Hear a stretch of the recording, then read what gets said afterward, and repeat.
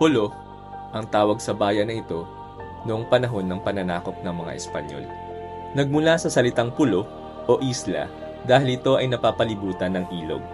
Ito ay naging parte ng probinsya ng Bulacan. Noong Rebolusyon, isang doktor at miyembro ng Katipunan ang nakipaglaban para tapusin ang pananakop ng mga Espanyol. Siya ay si Dr. Pio Valenzuela.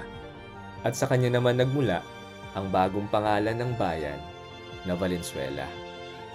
Kalaunan, ang bayan ng Valenzuela ay naging parte na ng Kalakhang, Maynila. Yan ang kasaysayan ng bayan na ito.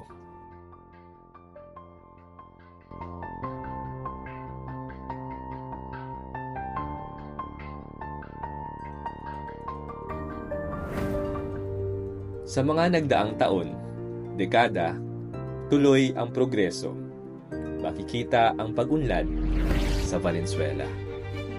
Mula sa mga proyektong infrastruktura,